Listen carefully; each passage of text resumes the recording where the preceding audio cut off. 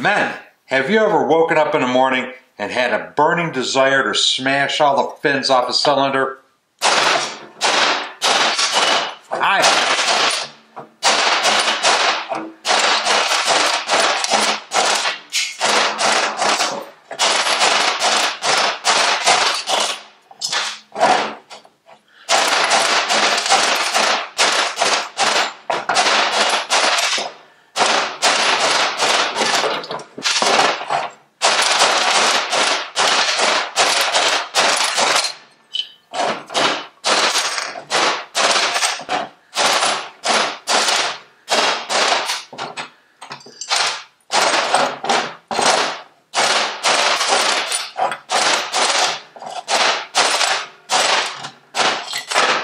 Ah, that was fun.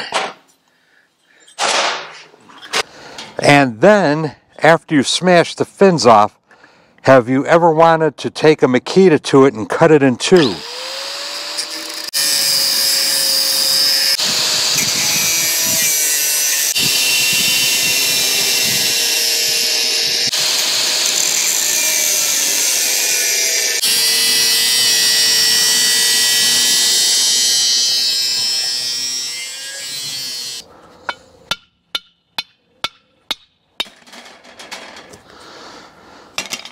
My two favorite words, suck and cess. And then, after you've smashed all the fins off and cut it in two with your Makita, haven't you wanted to throw it on your lathe and face off the cut end?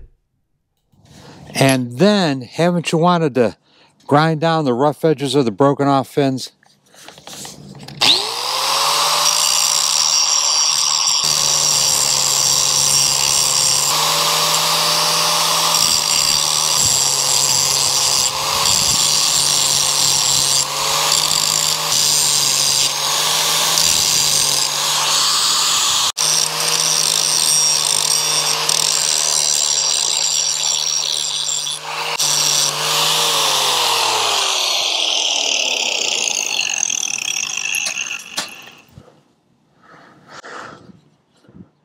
That's got it pretty much where I want it.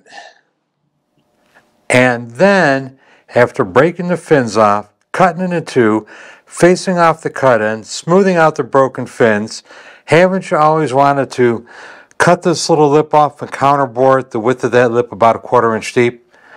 I have.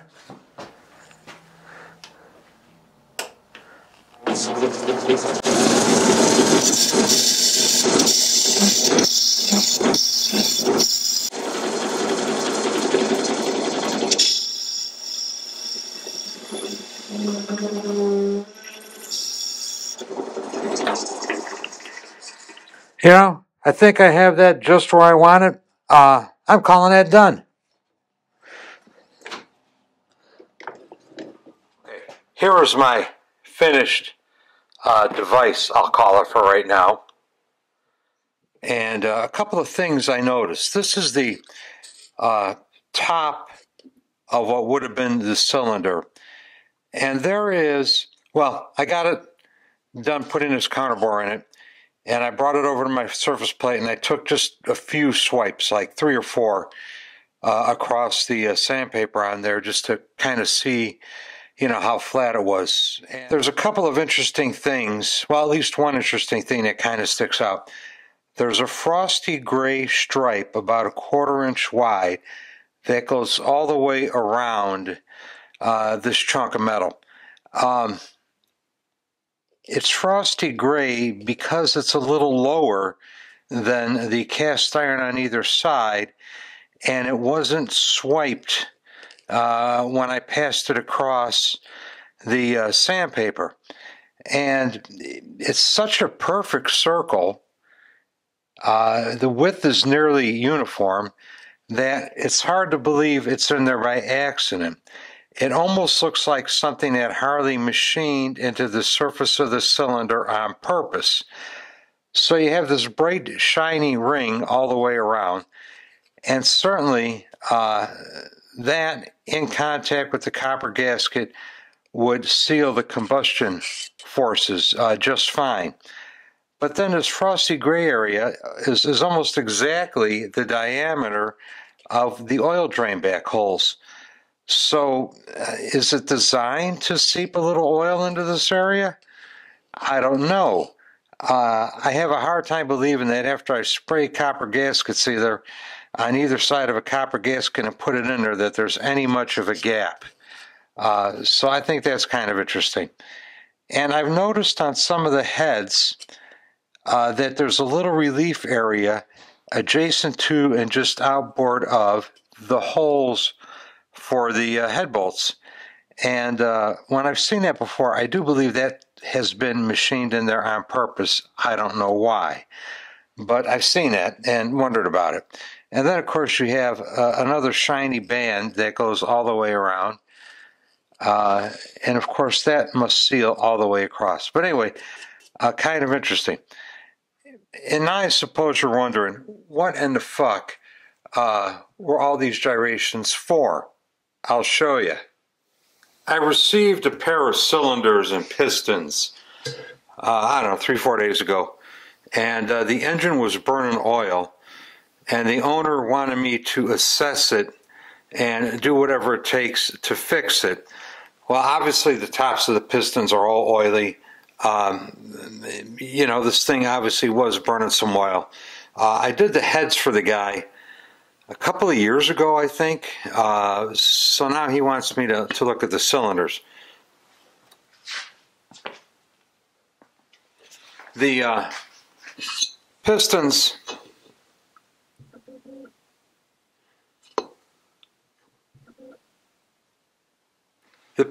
are just scratched enough, and the cylinders are just scratched enough too, and glazed, so I'm sure he's going to get new pistons and cylinders poured out of this. But the question is the head and the head gasket. What could be causing a problem there? And, you know, when you take a motor apart and you're trying to assess problem areas, it's a good idea to take a very good close. It's a good idea to take a close look at the head gasket and the head. And for example, see around here, the drain back hole looks to me, because of the carbon and crud on it, that it was not sealing between here and the cylinder wall and the head. So I have no doubt oil was migrating and getting sucked into the cylinder and it was burning, okay? The other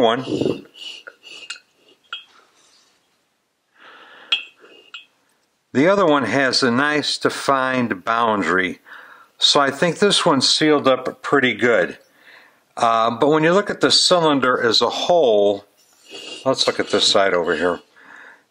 You see this silver band, how thin this is over here? This, I do believe, is the only area where the gasket was sealing between the cylinder and the head. You know, and in here it doesn't look like it was sealing at all. So yeah, I think the head gasket was blowing.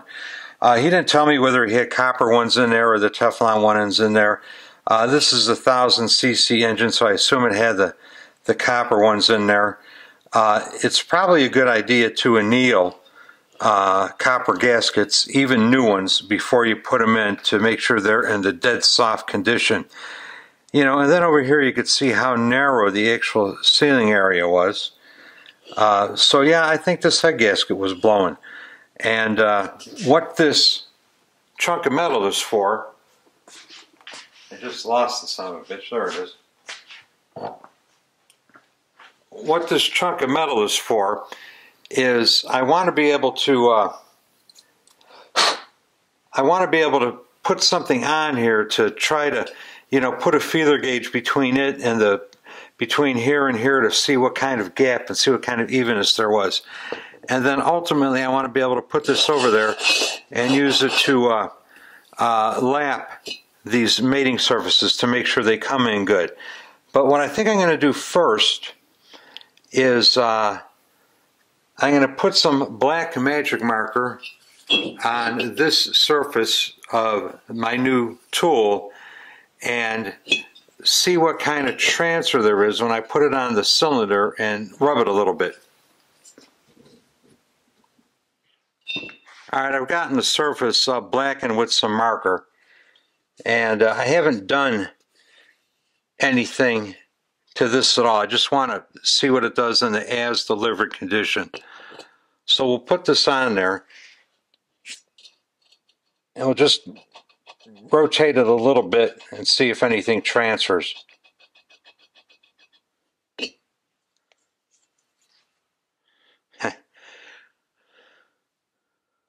Well, that was pretty pretty uneventful. I really don't see any telltale marks on either surface, to tell you the truth. So far, miserable failure. Let me put a little bit heavier of a coat on there.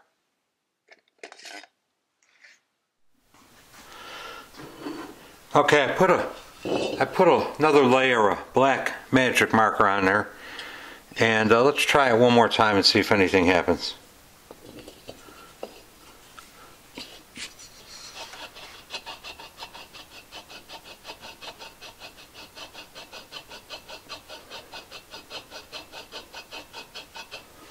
I'm pushing down on that with a pretty good degree of force. And you know, I am picking up a little rub mark over here, a little rub mark over here, a little rub mark over here. So I'm guessing there's a burr on the edges of these holes. Other than that, I'm not seeing anything really indicative of much. So I think I am going to put some valve grinding compound on here and try it again. While the black magic marker was still on here, I took it back over to the surface plate and I was a little more aggressive with, stroking it across the sandpaper. And that ring I talked about is even more visible.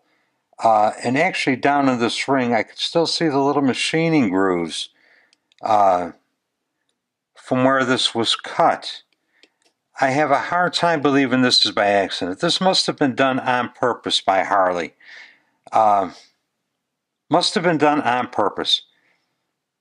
Not quite sure why, what the reasoning would have been, but I'm going to try to get this as flat as I could get it. I'm going to give it a few more strokes and see if I could get all these, get all this black to go away and have this be as perfectly flat as I could get it to be.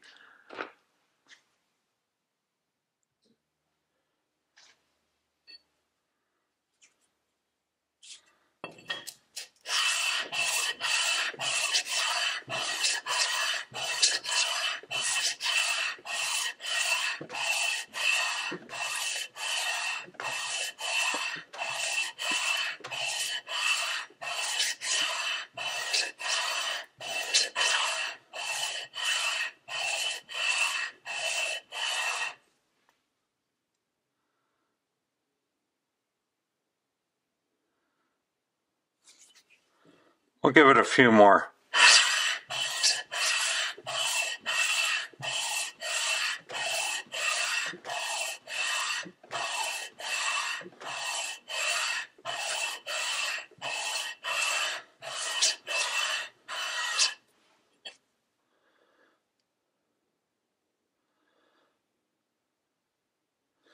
Got a little nick right there in it, but I think that's about as good as it's going to get. So we'll put some valve grinding compound on this thing and take it back over to the cylinder and see what happens. Alright, I got some medium grit 220 grit clover compound. I smeared it on there somewhat sparingly. Let's see what happens.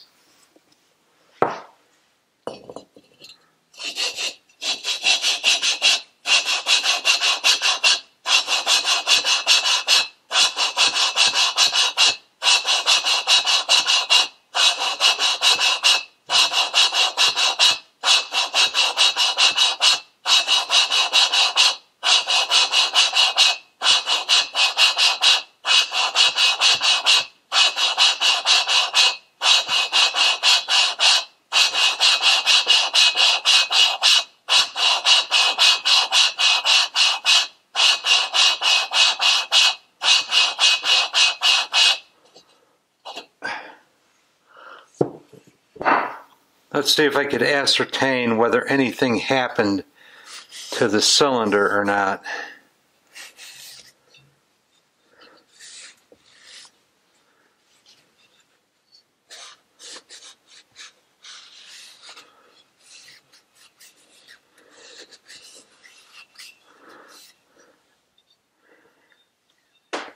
Doesn't look like I've done much so far, so I'm going to keep at it a little bit longer.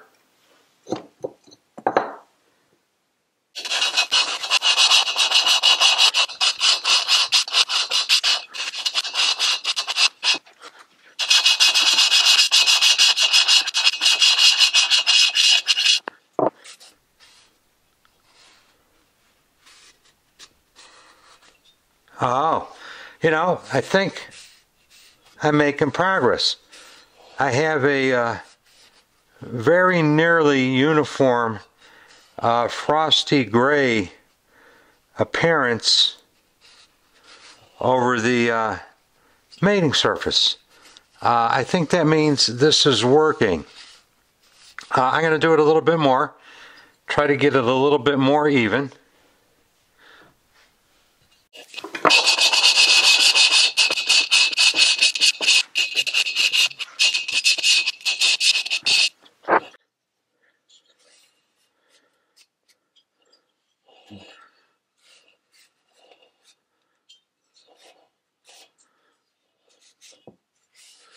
Yeah, for what it's worth, I'm going to call that good to go.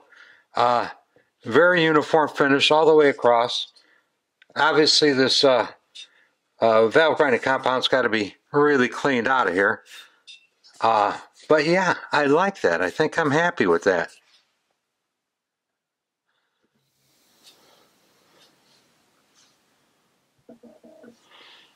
I've got the surface blackened with magic marker. Again, let me try that contact experiment one more time.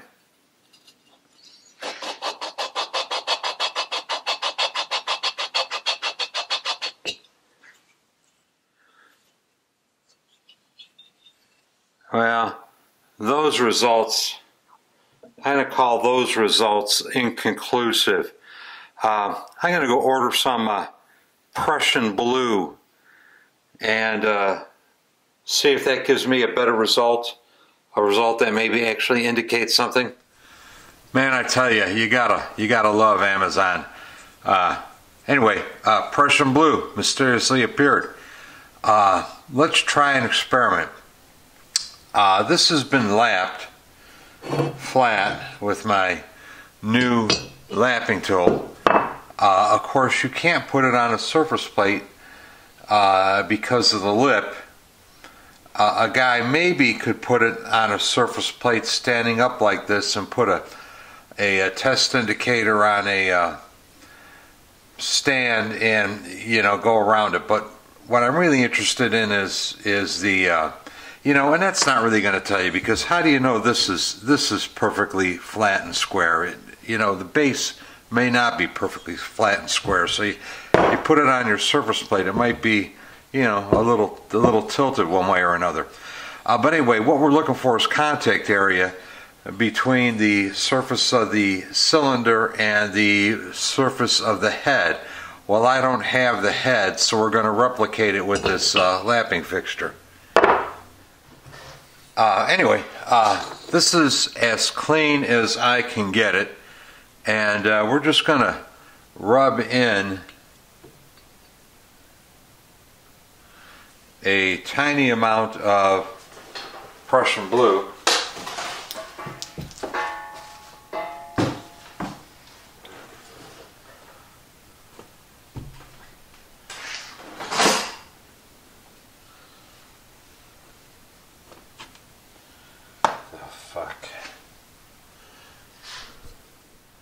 I've got a thin blue layer smeared all the way around there.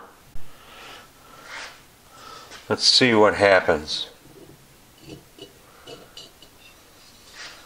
I gotta put considerable force on it and just give it a little rub.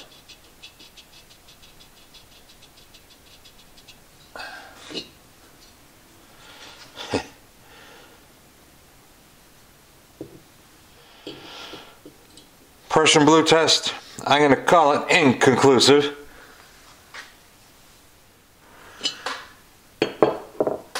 This is the other cylinder, and one of the other things I wanted to do with this gadget was, damn cylinder got my gadget dirty, was I wanted to be able to put this on there and see if there was any discernible gap between the fixture and the cylinder. So my thinnest feeler gauge is 0.015, and I'm just trying to see if it'll fit in between there anywhere.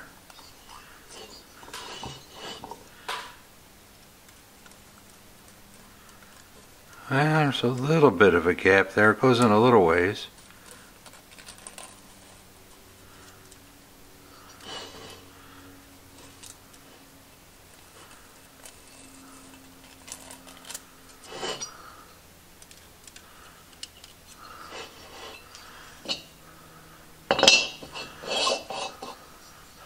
I'm lining up the oil drain back holes. Not that I think it matters. Well, look at that. There is a pretty good gap in there. Whoa. Huh. Now let's see if there's any visible evidence on the top side that there might be a leak there.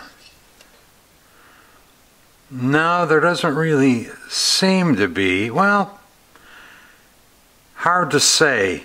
But anyway, we do have a gap right there. Let's mark that somehow. Let's see. Let's scratch the paint.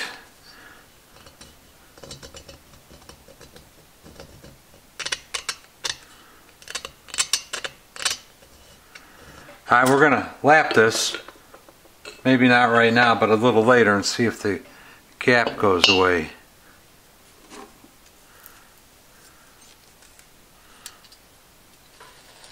Yeah, that's definitely a gap in there.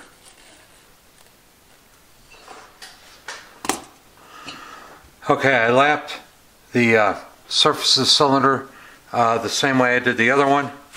I'm going to line the drain back holes up so that it's in the same orientation, and we're going to see if we got any more gap over there.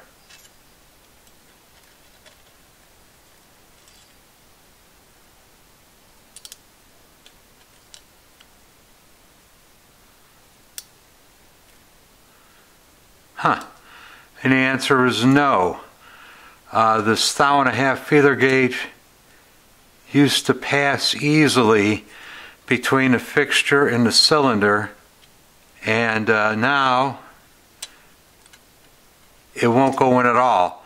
And I'm right at that same area that I scratched the paint on. So, I don't know, to me that's pretty conclusive that this works in flattening out cylinders. Anyway, I think for today that's all of this you're going to see. So I am out of here, and I'll see you next time.